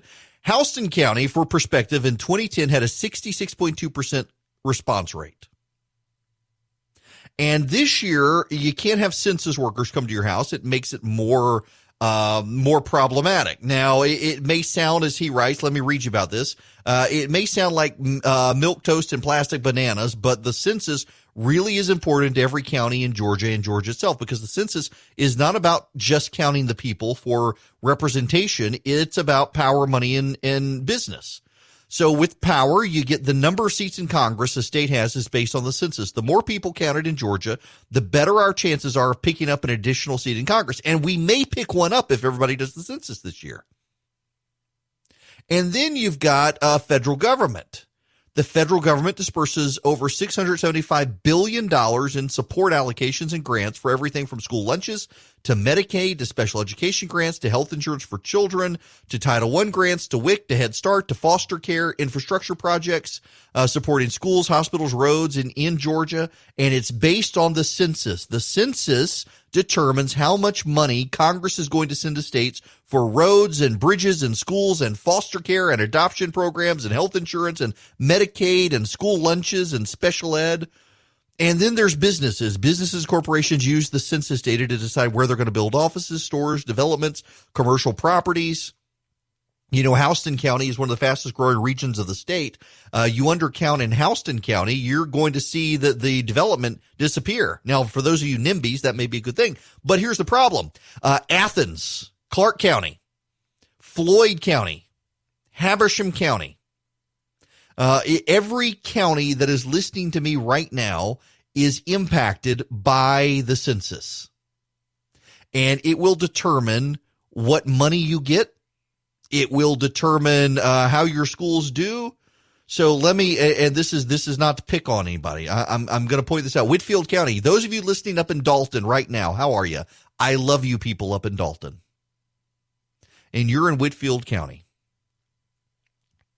Now, I know all of you know you're in Whitfield County. It's the rest of the state. It's like, Dalton, what county is Dalton? You know, this is one of the most things. So I'm a native of Louisiana. I moved over here in 93 to go to Mercer, and I never left. Went to law school, hush up, Siri. Went to law school, met my wife, and I stayed. And in Louisiana, we got parishes. And I lived in one of the poorest parishes in Louisiana, East Feliciana Parish. Pretty much every industry in that parish is a state-run prison or mental institution. Hush up, Charlie. And everybody knew where East Feliciana Parish was in Louisiana because that's where the home of the state mental hospital is. It's like the Milledgeville of Louisiana, except not nearly as awesome as Milledgeville. Well, I can tell you where somebody, but the other thing is that in Louisiana, you didn't have parishes and cities that were unaligned. So if there was a Jackson, not that there was a Jackson parish, but if there was a Jackson parish, you'd find Jackson, Louisiana in it. Well, in Georgia, this is the most bizarre thing. So in Georgia, there's a Whitfield, Georgia, and it ain't in Whitfield County. Let's see, there's a Macon County and a Macon, Georgia, and they're in different places. There is a Floyd, Georgia. Did you know there's a Floyd, Georgia? It's an unincorporated territory, I believe, a little unincorporated place, but it ain't in Floyd County. There's a Carroll, Georgia, but it's not in Carroll County. There's a Douglas, Georgia. It is not in Douglas County. And the list goes on and on. There's a Clark, Georgia, and it's not in Clark County. It has always boggled my mind. Seriously, hang on a second. Now that I'm on this path, we're going down the rabbit hole of Eric's brain today. Yes, we are, because we ain't tired of talking about, let's see. There's a Hall, Georgia, not in Hall County. There's a Gwinnett, Georgia, not in Gwinnett County. There's a Cobb, Georgia, not in Cobb County. It's actually near me here in Middle Georgia. There's a Forsyth, Georgia. It is not in Forsyth County. There's a Mitchell, Georgia. It's not in Mitchell County. Let's see. What else do we have here? There's a Terrell, Georgia. It is not in Terrell County. There's a Worth, Georgia. It's not in Worth County. I'm just going through the list of names. There's a Bibb, Georgia. It's not in Bibb County. There's Tifton in Tift County, and there's also Tift, Georgia, not in Tift County. I could do this all day. I won't. You get my point. But I'm gonna call out the fine folks up in Dalton because I love the area. It's beautiful up there. On the way to Chattanooga, up 75, you have interstate that runs through Whitfield County. You have US 76 and US 41 branch off there, technically running up the interstate, some of it and some of it not. You've got you've got US Highway that comes through. The US Highway that comes through there, you got Highway 7, US 76. That comes over from Spring Place in Chatsworth and it goes in north side of Dalton. You've got Highway 41 branches off there. You got 75 goes up through there. You've got schools up in there. All of your area in Whitfield County, your federal roads, your schools, all of that gets money based on your census data. And if you people in Whitfield County have not filled out your census, you're not going to get the money your county would have otherwise gotten. And the same holds true for the rest of you. Let's go over to another great and beautiful place, Pickens County, Georgia. I know I have listeners listening to me right now in Pickens County. And the reason I know is because when I tell people, for example, text data to 33777, I always get people from Talking Rock and Jasper, and I didn't even know where Tate was until it started showing up. And then Big Canoe, which I've never been to and want to go to. It's a beautiful area. It's gorgeous up there. And you head up towards Ellijay. And you get all of the, in Gilmer County, you get the apple orchards up there. You can go up there, you can pick apples. All of you people, your road system, your schools, your foster care, your local foster care programs, your senior centers and the like, all of them are impacted by whether or not you fill out your census. The question for you in Georgia is not this: do you want federal money? Because a lot of you don't want federal money. You don't want a handout. The question for you is not whether or not you want the federal money. The question is whether or not you want Alabama to get the money that you would otherwise get. Because if you don't fill out your census, Alabama's going to get your money, and South Carolina and Tennessee and the other states. So it's not like if you don't fill out the census, well, I'm for small government and I'm not going to fill out the census because I don't think we need that money. The money's going to go. The question is, does it go to you or does it go to Alabama? Do you want it to go to you here in Georgia, or do you want it to go to somewhere in Alabama? You could get a road built through your county with the federal money that comes from the census. Alabama could get paving in a trailer park. It's your choice. What do you want? But you got to fill out the census. Now, I'm being a little flippant here, and it's a little silly, and I didn't intend to spend this much time on it, but it actually is really important. And thanks again to my friend Jake, who highlighted it for me, that I've been meaning to talk about it, and there's been so much stuff on the virus that I haven't, and yet it's vitally important for resources in the state. It doesn't matter what county you live in. For example, let me give you one more county, and this I know, and I know they're listening right now. The fine people who are listing over in the Greensboro area in Greene County along Lake Oconee. You've got I-20 runs through Greene County. And not only does I-20 run through Greene County, you've got State Highway 44. You got the Lake Oconee Parkway runs through there. Beautiful area. And I want to be at Reynolds, Lake Oconee so bad right now. I wrote a book a couple of years ago, and I rented a cottage at the Ritz-Carlton there at Reynolds. And it was right on the lake. It was a little 2-bedroom cottage. I paid through the nose for it, but it was so relaxing. And I went out, I drank beer and hit golf balls every day, and I'd come home and I'd write my book. And it was so relaxing. And I'd go sit at they had a little area down by the lake, the little restaurant. There was the pool, and they had great pizza. And I'd sit there. The bartender actually listens to the show. And it was relaxing, and I want to go. But you got I-20 that runs through Greene County. You got Highway 44. That is what? That's the Lake Oconee Parkway. You got a lot of development in that area. And you've got schools in Greene County. You've got more and more people moving into the area as they move further and further away from Atlanta. I mean, that whole area down there, I saw Reynolds has opened up new land on one of the peninsulas there for development. It's a beautiful, beautiful place. If you've never been, I highly encourage you to go sometime. I love it over there. If I could get a vacation house over in the Reynolds area, I would do it. Or Lake Burton. I love Lake Burton. My goodness. But nonetheless, let me focus on Greene County real quick. There are a number of developments out that way, and a lot of it has to do with infrastructure, because more and more people are moving further outside of Atlanta. You've got Madison people now spilling over there, and you've got Athens people also moving down there because you're not that far. On the north end of Lake Oconee, I realize it's shallow up there. I've got friends of mine who are farmers up there, and they told me how shallow the north end of Lake Oconee. I had no idea it was that shallow. But they've got cattle up there, and increasingly people are selling land there as people move out of Athens and they head down south of Watkinsville. They get into the Lake Oconee area and they commute. And it's a reasonable distance for them. If you're on the outskirts of Atlanta, you're in DeKalb County, you can drive from Lake Oconee there. But as a matter of fact, part of the issue there is infrastructure. And that infrastructure in Greene County, you are eligible for federal money. But you have to fill out the census to get the federal money, because if you don't fill out the census and you undercount Greene County, well, then you're going to play second fiddle yet again to Madison. And who knows, you may even get Taliaferro County may up you over there. I mean, Morgan County continues to explode as well. Madison, if you've never been to downtown Madison, you need to go. I hate it for their restaurant district down there. That steakhouse that's downtown is fantastic. But if you don't fill out the money, or if you don't fill out the census, you're not going to get the money. And it's not a matter of the federal government not spending the money. It's a matter of the money going somewhere else. So if you want your share of the money, it doesn't matter what county you live in. If you want your share of the money from the census for your road projects, for improvements of I-20, the last time I got off there, what is that exit? I can't remember the exit there.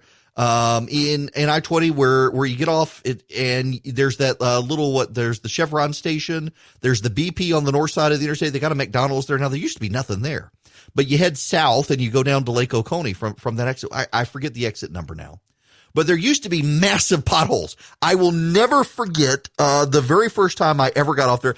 I thought I had completely wrecked my car. There was such a big pothole. And that sort of infrastructure and even that sort of paving, because it's a federal highway system there, you should get federal money for it. And that money is allocated based on your census. So if you don't fill out the census, you don't get the money. You don't get the money. You don't get school improvements. You don't get infrastructure improvements. You don't get highway improvements. You don't get prison improvements. You don't get foster care improvements. You don't get adoption grants. You don't get senior care facilities. You don't get any of that stuff. That money's going to go somewhere. The question is, does it go to you or someone else? So make sure you fill out your census. You got to take this seriously. My2020census.gov is their website for you to go to. Every single person who's listening right now should have gotten something in the mail with a PIN number. I had to fill mine out. I did my census already in Bibb County. Mr. Mayor, there's no reason for Mayor Rickard to call me. I've done my census here in Bibb County. But the rest of you got to get it done. In every part of the state right now, the data shows every part of Georgia is undercounted from where it was 10 years ago. And that has a lot to do with census workers are not able to come to your house right now. So go online. My2020census.gov. Way more than I expected to talk about it, but it is that important and it is worth its due.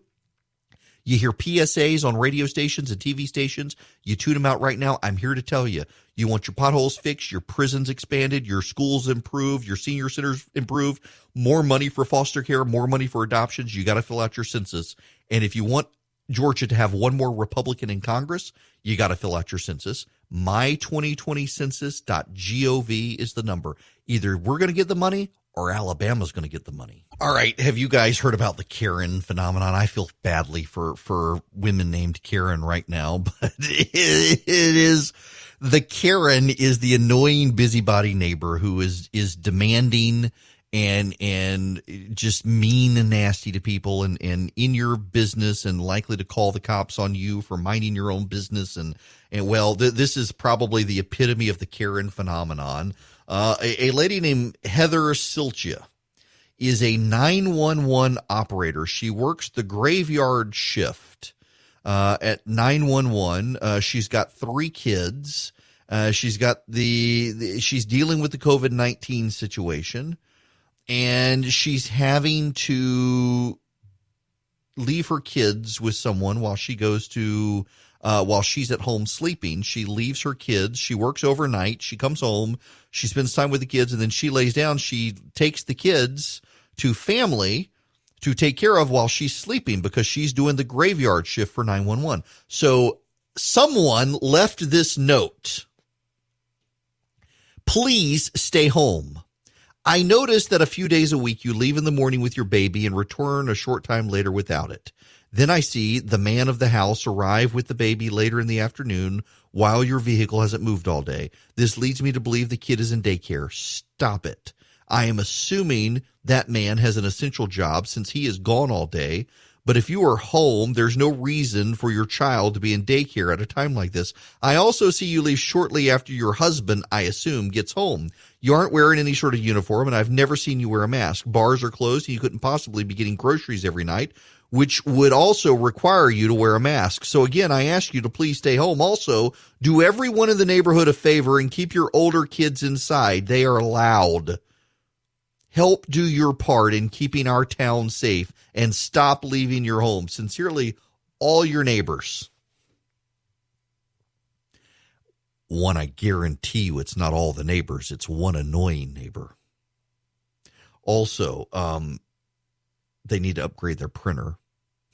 looking at a picture of it, man, come on. You need new ink in your cartridge. I guess you don't know how to order from Amazon. But nonetheless, so this is a woman. Her husband works during the day. She is now currently working graveyard shift, 911, getting people to where they need to be. And her neighbor is attacking her for leaving her youngest child with parents so she can sleep while her husband's at work. Maybe people need to mind their own business. That, honest to goodness, that's the most annoying thing about the situation right now is how nobody wants to mind their own business. You got so many busybodies in so many communities around the country right now who are just sticking their nose in other people's business as if it's their job to do. And that it's the thing that annoys me the most about all of this right now. Is that people can't just leave well enough alone right now. They can't leave well enough alone. They've got to browbeat their neighbors and call the cops and do everything else. And in California, it's been taken to absurd levels. You have an obligation, I think, to do what's right. But your neighbors should just mind their own business right now. Come on. Just drives me insane. Hello there. The phone number, if you want to call in, because it is the Eric Erickson Show, and we got 30 minutes if you want to call in, actually less than that. The phone number is 877-97-ERIC, 877-973-7425. I've got to play a montage for you. You got to listen to this. Hang on. Stand by. Here we go. I want to tell you about a 96-year-old man in Florida who said one night, I don't think I'm going to make it. I feel very weak. The end is coming. The next day, he was on hydroxychloroquine and antibiotics per his cardiologist. He got up the next day. He was fine. This man is my father. For me, it saved my life. And I only can go by what it is that I have gone through. Fortunately for me, they put me on some meds, and the HCQ worked great for me. I will be honest with you there. And here's what I consider to be the secret weapon. Hydroxychloroquine. Well, what you're saying is you're prescribing it and it is working for COVID-19 patients. Every patient I've prescribed it to has been very, very ill, and within 8 to 12 hours, they were basically symptom-free. And your experience with the 80 or so patients you've treated is that you have a lower chance of being put on a vent if you're on the hydroxy, correct? Correct. If President Trump had not talked about this, it would not be something that's accessible for anyone to be able to get that right now. And my husband was able to pick that prescription up that night, and I was better within a couple of hours. The medicines that the president and the CDC and everybody have been talking about, I actually was prescribed. So they worked for me. I said, if this was your father, would you prescribe it for your father? And he said that he would. So far, so good. His temperature and oxygen level improving. It's amazing. It really is. I'm glad I took the chance. People call these stories anecdotal. Well, data is anecdotal. It means it wasn't studied and it's only based on personal accounts. Well, add my name to those personal accounts because I am feeling better. So we got some media coverage here, and most of that is from Fox. And it's about hydroxychloroquine or chloroquine. Now, there is some data, by the way, that chloroquine, not necessarily hydroxychloroquine, but they're very similar, chloroquine and hydroxychloroquine, that they may cause heart arrhythmia. They may cause heart problems. But there's also a lot of data out there that they also do work. Now, to be clear, what the data suggests so far, and it's still up in the air, but what the data suggests so far is that if you don't have a severe case of COVID-19, hydroxychloroquine can get you through it quicker. And not only can it get you through it quicker, but you're more likely to have a milder form of the virus. It's not a panacea, but it can certainly improve things. And the media has been beating up the president of the United States. Every time I get close to I think I'm allergic to my microphone. Every time I get close to it, I start sneezing. Nonetheless, the media has been beating up the president for suggesting it. Meanwhile, Andrew Cuomo has suggested it. Andrew Cuomo has suggested it and said that the anecdotal signs in Michigan, or in New York, suggest that it may actually be working. It may actually be helping people. The audacity of him saying that. How dare he give people false hope that it may actually be working for people? They beat up the president for that. Why beat up the president for that? Somehow or another, they've decided that because the president told people, remember that you had the person, turns out she's a Democrat who hates the president, went out and she and her husband drank fish tank cleaner because it's chloroquine. It's a super potent strength of chloroquine, and the husband died and she was in intensive care. And somehow that was the president's fault. The president's going to get these people killed by suggesting that they take this medicine. As opposed to the president was using the platform of the president to raise awareness of the existence of a medicine that data around the world seems to suggest might actually help. And in fact, more and more people are coming forward saying, hey, I got the virus. They put me on hydroxychloroquine and it worked. What they're doing right now in the testing on hydroxychloroquine and chloroquine, and in combination with the Z-Pak, the antibiotic, is they're trying to figure out dosing. And one of the issues here is some people we know get the virus, and they have a very mild case of the virus. And in having a mild case of the virus, they, for example, I know someone who got it. His symptoms started showing up 2 weeks ago now. I didn't even know he had the virus until the other day. But his symptoms started showing up on Wednesday 2 weeks ago. And by Monday, he was feeling it. He still had the virus, but he was feeling it. Never went to the hospital. Wound up having to get tested because he lives in a high-risk environment with family members, and so they tested him to be sure. They put the rest of the family in quarantine. Thankfully, no one else in the family thus far has presented symptoms. But he was Wednesday by Monday he was feeling back to normal. Not great. I shouldn't say back to normal, but did not have the pain. His body, he said, his whole skin felt like he had a sunburn. He did not feel good. And then there are other people who get it and they wind up in ICU. There are people who wind up having severe breathing problems. I know someone else who has it right now who's been dealing with just stabbing pains in his chest. Says it hurts to inhale. So what they're testing the hydroxychloroquine for right now, and the chloroquine right now, is have they wound up giving it to people who got mild cases? And so you take the medicine and you get over the virus quickly. But have they given the medicine to people who would get over the virus quickly even without the medicine? That's what they're testing for right now. And there's some urban legend conspiracy theory circulating on the internet right now among people on the right that they're giving the medicine and they're designing it to fail. They're designing the test to fail because they wanted to they're testing it with placebos. No. They're actually testing it to see if there is a placebo effect on the medicine. One of the things that they're doing is they're essentially giving people vitamin C pills that look like hydroxychloroquine pills. And they're trying to see, do the people who get the vitamin C pill, do they benefit as quickly? Do they heal as quickly as people getting the hydroxychloroquine? If so, the odds are hydroxychloroquine is having a placebo effect on people.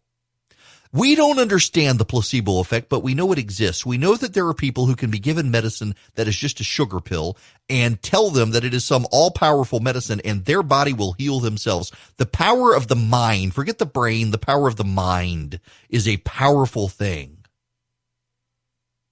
And you can literally give people a sugar pill and tell them it is a pill that does wonders, and those wonders will happen because of their brain. The mind is incredible. So one of the things they have to figure out is are the people taking hydroxychloroquine, are they giving it to people Just randomly, are the people who are most likely to get it, are they the ones with the mild cases to begin with? And now what they're looking at is, are they giving it to people and people are having the placebo effect? Nobody understands the placebo effect. Again, this is important for you to understand. We know it is a scientific fact that there are some people who you can give a medicine to that is nothing more than compressed sugar. And you can tell them it is a cure for cancer, and by God, their cancer may go into remission. And we have no idea how it works, but we know it works. There are people you can give them this pill and say your symptoms of whatever ailment you have are going to go away, and by God, their symptoms go away. And that pill is nothing but compressed sugar. We don't know why it works. We know that the mind is a powerful instrument within your body. And they need to make sure, are the people who are getting the hydroxychloroquine, are they having a placebo effect where their bodies are healing themselves based on their mind, or is it the medicine? And so there is a study right now where they're giving people vitamin C pills and other people hydroxychloroquine, and they want to see, do the hydroxychloroquine people, is their recovery faster than the people given the placebo vitamin C pill? If so, we know it's not the placebo effect. We know it's hydroxychloroquine, but they got to test it. They got to see if it fails as a placebo. And there's this urban legend springing up from people who aren't doctors online. And I'm not a doctor, by the way, but I do know how to read and talk to people. And they are trying to figure out, what's the deal with the medicine? Does it actually work? And then if so, what's the magic dosing? What's the dosing? Now, I will tell you, interestingly enough, I read an article the other day trying to explain how some of these medicines work, because there's remdesivir, I think that's how you pronounce it, remdesivir.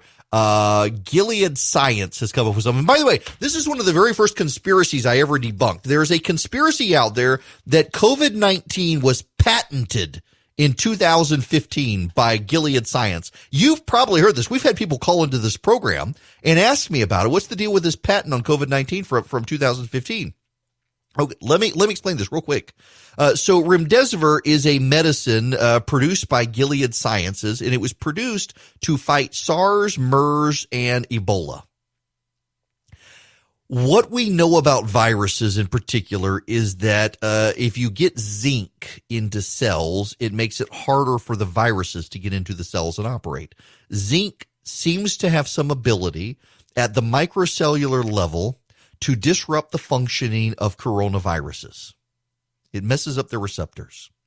And remdesivir, among other things, gets zinc into cells. Now, I'm not a doctor. Again, I apologize if I'm explaining this wrong. That's why zinc supplements, some doctors say, if done correctly, can actually help you in this situation. That's one of the things they're looking at. Some of these medicines, including, I think, the chloroquines, have something to do with zinc. Don't hold me to that, though, but I think they do. I know remdesivir does. But in any event, so in 2015, in combating Ebola, MERS, and SARS, Gilead Science, they made this medicine. It is called remdesivir. And it was for those drugs, it was for those viruses. Well, fast forward to 2020. China has an outbreak of the Wuhan virus in Wuhan. Am I a racist for saying that? So they have this viral outbreak, and China does not go to Gilead Science and say, hey, we'd like to try remdesivir. No, what China does is they steal the formula for remdesivir, and they start not only manufacturing a duplicate of remdesivir under a different name, but they file a patent application for it. So Gilead Science has to go revise its patent application and add COVID-19 to possible treatment in the patent application. Now, the way patent applications work is first to file gets first rights. So if Gilead Science were to withdraw the patent and then resubmit it as a COVID-19 drug, well, China has already filed the patent, so Gilead Science would have to stand behind China.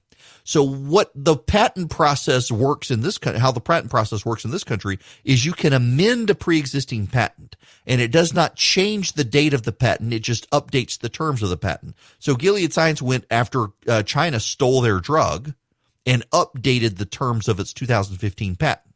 So if you look at the patent application, it says 2015 on it, and it says COVID-19 is one of the things. So conspiracy theorists have pointed that and said, look, they were patenting COVID-19 in 2015. They knew all about it. No, all they did was they amended their patent application in January of 2020. But because of the way the patent system works, they didn't update the date of the patent because that would have then put them behind China's patent. It was all caused by Chinese theft, which China, of course, intellectually is notorious for stealing the intellectual property of others. But so we've got remdesivir out there, we've got hydroxychloroquine out there, and it really is amazing that when Andrew Cuomo or Gavin Newsom or Jay Inslee, any of these Democratic governors, mention that these drugs have shown some benefit, the media fawns over them with praise. It's just a wonderful thing. Look at them. They're doing everything they can to help people.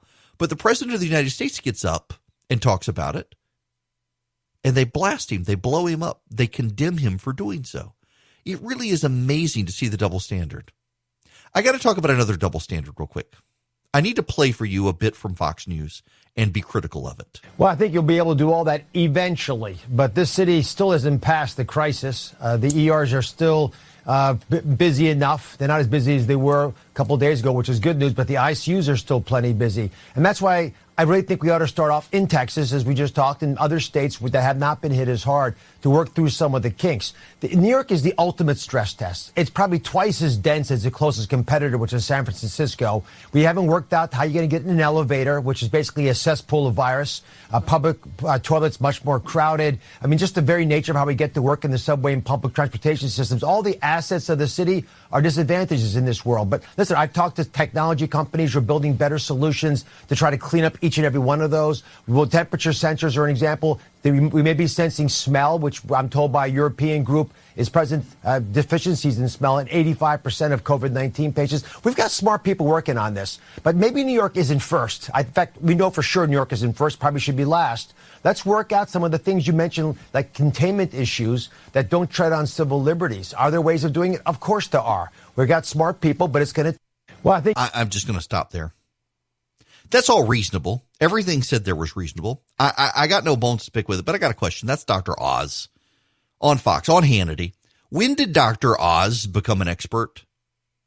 Why are we touting celebrity doctors who are known for quack nonsense on their reality talk shows as opposed to real experts? Well, why? Well, you know, there's this annoying phenomenon within conservatism these days, within Republicans these days, of where you find the B and the C celebrity and they're ours. They may be a terrible actor, but they're ours. Why are we doing this? Why are we touting Dr. Oz as an expert? Why? An Oprah generator. What's next? Will Fox trot out Rob Bell to be their theology expert? Because he's an Oprah guy too. God help us. Please, conservatives, stop latching on to B-list celebrities to be your A-list celebrities. Please stop allowing on the celebrities. Yes, he's a doctor and everything he said was fine, but it's just annoying me. In the same way the media blasts the president for touting a potential medical aid to COVID-19. Hey, let's get Dr. Oz from reality TV to be our expert because he's on TV. That makes him legit. No, there are so many good people you could have. Instead, so many conservatives out there are emotionally invested in undermining Dr. Fauci and Dr. Birx because they want to bring the country back to work and they blame them. And they're bringing on people like Dr. Oz. Stop it. Stop it, conservatives. You're ruining your long-term credibility there. One day I'm going to get back to sending the recipes. I'm sorry. There's just so much other stuff going on right now. And then my poor wife so I spent the weekend just trying to clean up because I was finally annoyed with the mess. And then my wife went gangbusters yesterday enlisting the 11-year-old to start cleaning up as well. Did an incredible job cleaning up the downstairs in our house. And I almost feel like we should turn our house into like prison homeschool, where the kids are going to get fed bread and water unless they pick up their toys at this point. And my 14-year-old, she stays in a room and does all of her work. In fact, I had to go talk to her yesterday and just say, you know, I get a little concerned about you staying in your room all the time. But then the 11-year-old wants to play, which is great because, you know, I love having my kids love to be with me, but also the house is a wreck. It was, and now my wife has got it spotless which is incredible. We can't have the housekeeper. We're still paying our housekeepers, and they can't come. In fact, I paid my barber yesterday for the next couple of haircuts that I'm going to get. Just figured I would pay in advance. I got the money. He doesn't. I'm going to pay him in advance right now.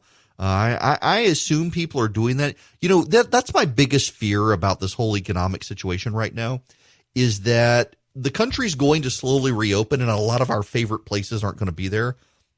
There's this Mexican restaurant near my house called Margarita's, and it's a chain. There are several of them in town, and there's a rumor that they're just going to be closed permanently. And I don't think that's true. They've been over there renovating, but I like to just go in there in the afternoon by myself, sit at the bar, grab a beer, eat a quesadilla alone between shows just to relax when I'm not killing myself at CrossFit. I want to go to CrossFit. I'm continuing to have pay my gym membership dues, and I hadn't been in a month because I want to make sure the place is open when I go back. And I realize I'm blessed. I'm fortunate enough where I can be a blessing to other people right now who need it. And I hope more people are doing that, because that is my real fear here, is that we're going to get to the end of this and we're going to want to go back to places we haven't been in a while, and they're not going to be there. And that concerns me. I want to play this audio from the CDC director before we get out of here, Robert Redfield. I think it's important what you said. I think right now our job is to get through this outbreak and get our country back to work. I will say that if you look back in January and February, the cases we had in this country were all related to China travel. Actually, it was 14 cases throughout the country. The CDC evaluated over 800 contacts of those individuals and only identified 2 individuals that had been infected, both spouses. It wasn't until February 28th when we saw our first community transmission where we said, wait a minute, where's this coming from? And so I think it's important when we get back and we get through this, we can look back at the timeline. But our initial response was containment. And as I mentioned, through February 28th, I think we had 14 cases in the country. People are circulating video of Dr. Fauci at the end of February saying there's nothing to worry about. And that's the head of the CDC saying all the cases we had at the time were just people who had been to China or Milan. It wasn't spreading in the community. And twisting everybody's words to try to build conspiracy here, I think that long term is going to hurt us as bad as if we come out of our houses and our favorite shops and restaurants are no longer open. We got to be real careful about the truth and try to avoid as best we can weaving conspiracy where there is no conspiracy. And I would just encourage you to be careful about doing that. We'll be back tomorrow. Take more of your calls then. See you later.